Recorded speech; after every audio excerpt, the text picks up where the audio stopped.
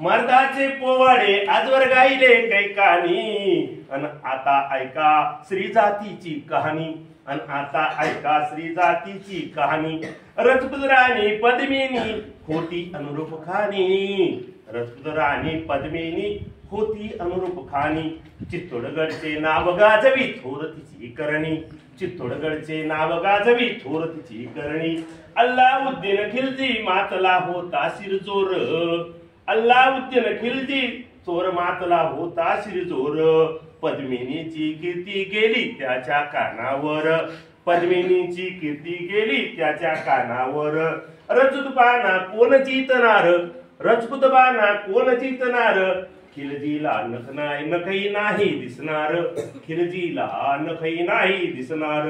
झाली सिद्ध करण्याचो भार, झाली सिद्ध करण्याचो भार।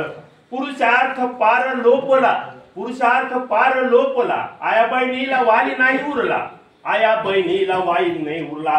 कारे देवा डोळा तू झाकला, कारे देवा डोळा तू झाकला।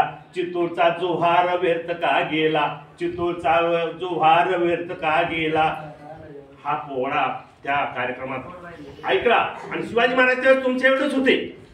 त्यांनी पोवाडा ऐकल्यानंतर असं मनावर घेतलं की आपण आता काहीतरी केलं पाहिजे, स्त्री जातीसाठी, स्वराज्यासाठी, धर्मासाठी आपण काहीतरी केलं पाहिजे। आणि त्यांचं रक्त सळसळ करू लागलं, त्यांचं रक्त सळसळ करू लागलं। आपण कुठंतरी काहीतरी करायलाच पाहिजे असं त्यांनी मनात आणलं आणि पुढचा आता जन्म झालेला आहे त्यांचा। हा पोवाडा ऐकलेला आहे त्यांनी आणि त्यांनी पुढे काय कार्य केले त्याच्या बाबतीत मी जास्त गोष्टी सांगणार नाही। मी फक्त स्त्री जातीसाठी काय केलं हे बोलणार। कोणासाठी? स्त्री जातीसाठी।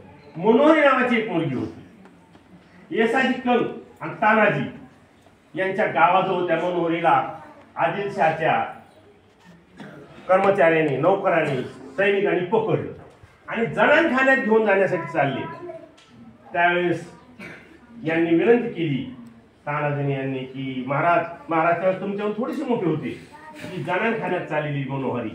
तर शिवाजी महाराजांनी त्यावेळेस सांगितलं, काय सांगितलं? हिला आई साहेबाकडे पाठवून द्या। तर ती मनोहरी शिवाजी महाराजाला शेवटपर्यंत साथ देणारी ठरली। बहिणीसारखी, सावलीसारखी शिवाजी महाराजांच्या पाठीमागे उभी राहिली।